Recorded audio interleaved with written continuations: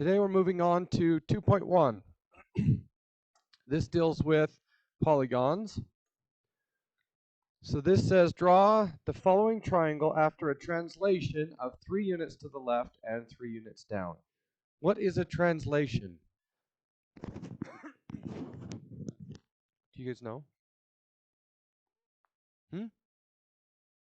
It's a movement, and we're going to talk about lots of different types of movements. How do translations work?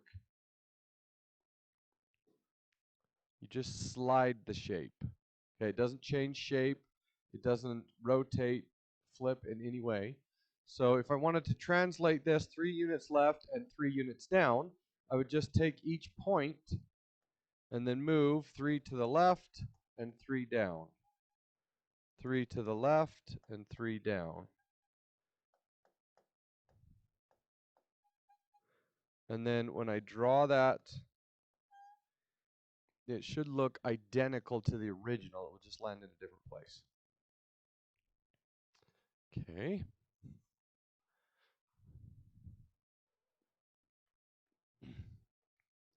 Now for a different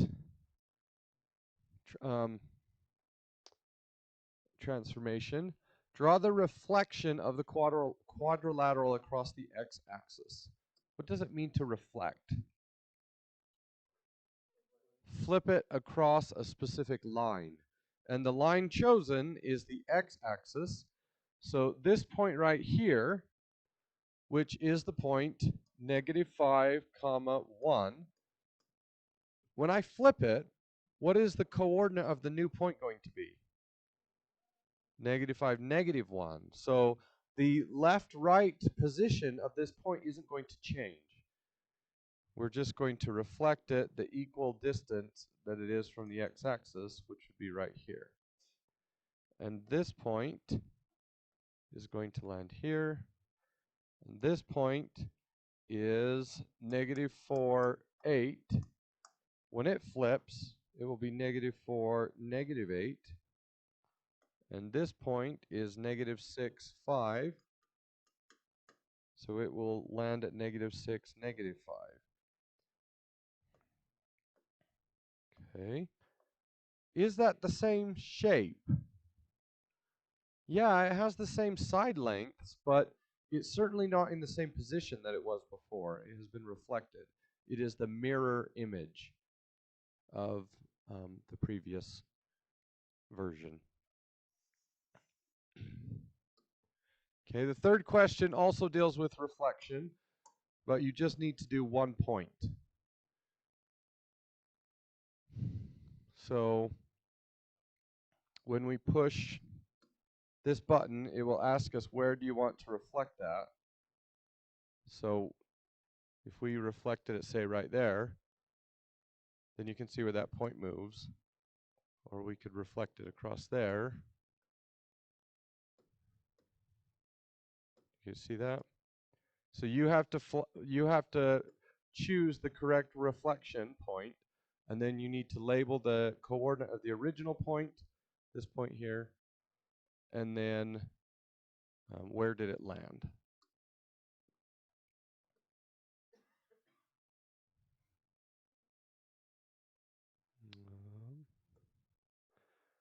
This one.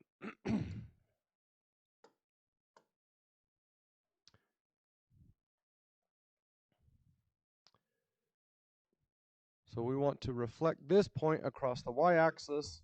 Right now it is at -3, -5. When I reflect it, where is it going to land? 3, -5. So when we reflect across the y-axis, the x-coordinate changes sign.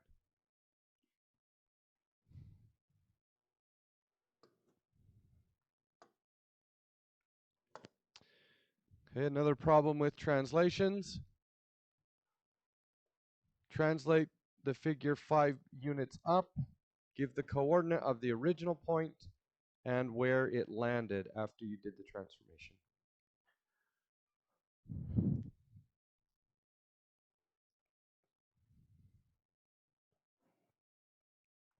Okay. So, absolute value equations have kind of an interesting idea to them. What do absolute values do? They're V-shaped. So if I asked you the absolute value of 7, what does that want to know? How far away is the number 7 from 0? And what's the answer? 7. If I ask you the absolute value of -3, then the distance from -3 to 0 is 3. And distance is always positive, right? Have you ever pulled out a tape measure and seen negative numbers? No. Whether you measure it from left to right, or from right to left, or upside down, the distance is always positive. If you stood up in front of the class and I asked you to walk -3 feet, and you walked backwards 3 feet, how far did you walk? 3 feet. Right? Distance is always positive. So the effect that the absolute value has on numbers is it doesn't do anything to positive numbers, and it turns negative numbers into positive numbers. Okay?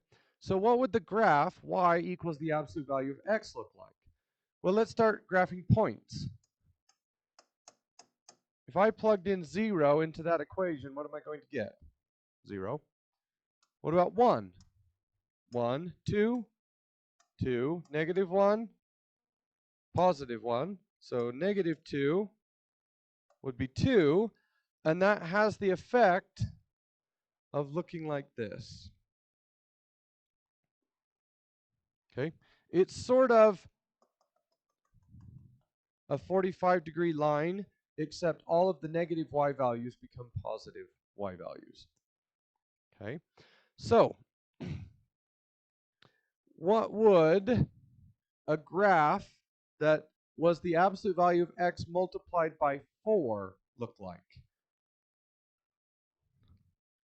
So if I plugged in 3, what is the absolute value of 3? 3. And if I times that number by 4, I would get 12. Okay. What about the absolute value of -1 times 4? So what effect does the 4 have on the graph? It makes it 4 times taller. So originally, this point was 1, 1. But now it's going to be 1, 4.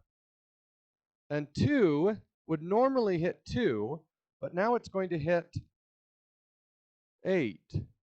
And 3 would normally hit 3, but now it's going to hit 12. What about the left side? It's going to be the same height. Oh, I missed. Okay. What will that negative do? It's going to flip it upside down. It turns all the positive numbers into negative numbers. So I need to draw a graph that is 4 times taller than the normal absolute value, and it's upside down. Okay. Oh, I need this.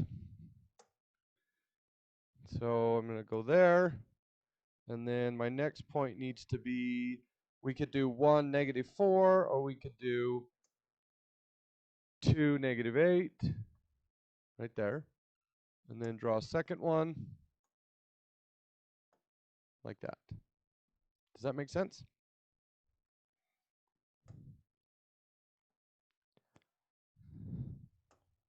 Tell me I got it right.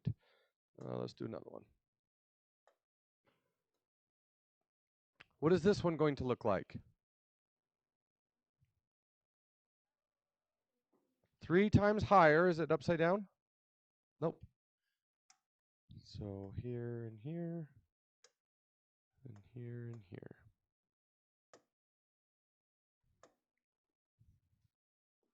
What about that one?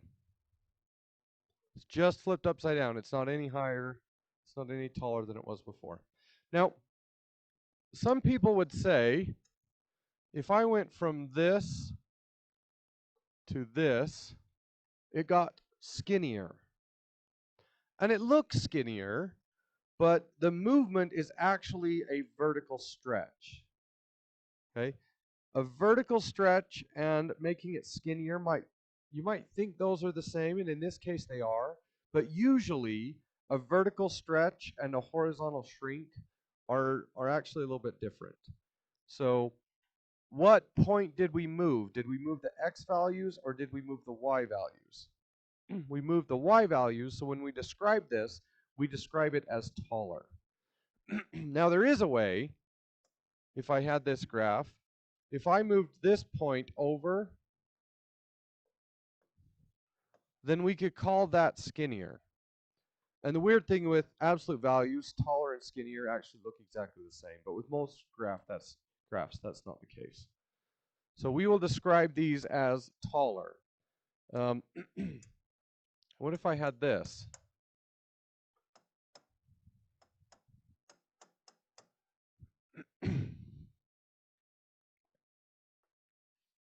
How would you graph that? Yeah, it's upside down, so where am I going to put the second point? Why did you pick 2? It's an even number, it's divisible by 2. So 2, 1. Because I don't think you can do, well, let's see. Can we do halves? Nope. It won't let me do halves. So 2, 1, or you could have done 4, 2, something like that. Yeah, you can use this, and then you can type in the decimal if you want. Okay.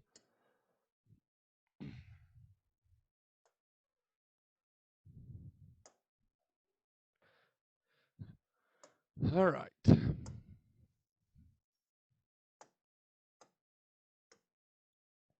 So we want to graph the parabola 2, x squared minus 2. So a parabola normally looks like this. And we hit the point 1, 1, and then we hit the point 2, 4. Right? 1 squared is 1, 2 squared is 4. So the normal graph is going to look like this. But I want to graph 2 x squared plus 2. What effect is this going to have?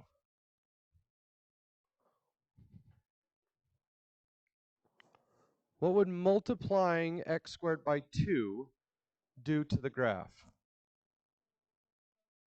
It's going to be a vertical stretch. It's going to be 2 times taller, just like the absolute value graph. It's going to be taller. So this point right here needs to be twice as tall as it is now, which would be there. Okay?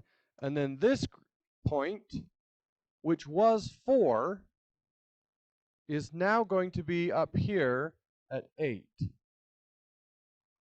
Does that make sense? So if I were to graph that, let's use a different color. And then 2, 8. Okay.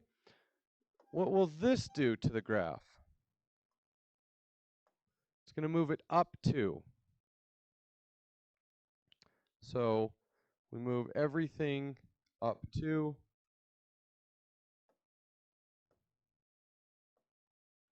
And it says, plot 5 points on the graph. 1 point on the y-axis, 2 negative x's, and 2 positive x's. So to graph this one, I'm going to go here. And then normally it would be over 1, up 1. But it's going to be over 1, up 2. Over 1, up 2. And then normally it's over 2, up 4. But now it will be over 2, up 8. Over 2, up 8. And then hit that. Does that make sense? Okay. What would this... Let me double check and see if they do this to you. What did I do wrong? Try again. Oh, what did I? You guys see my mistake? It's a -2. Sorry.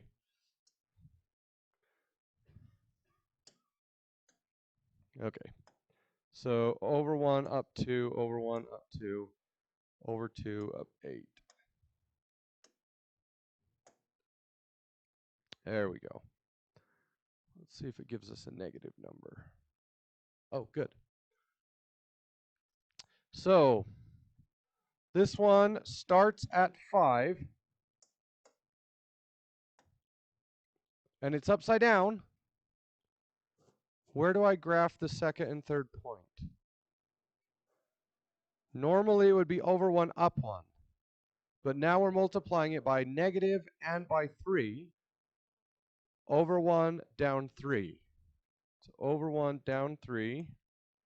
Okay. What about the next point? Over 2, it's normally 2, 4. But now it's going to be 2 and 3 times 4, which is 12. Ooh, thank you.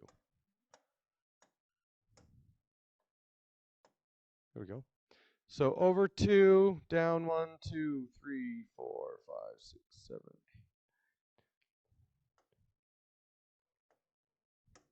Okay, see if I did that right. Great. Okay.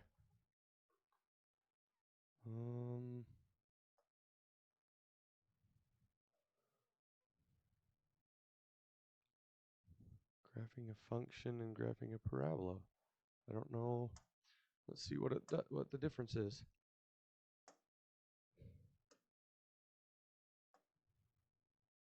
Oh, same idea.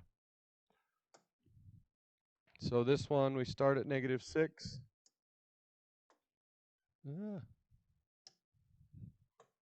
So start at negative 6, and then this one is just over 1 up 1, and then over 2 up 4.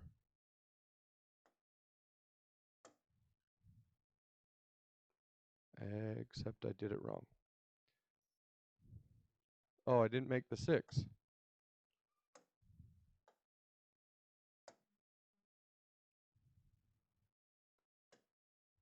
Make sure to click on the graph button. Okay.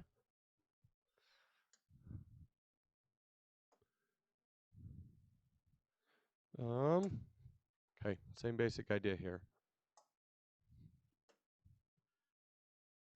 So this one,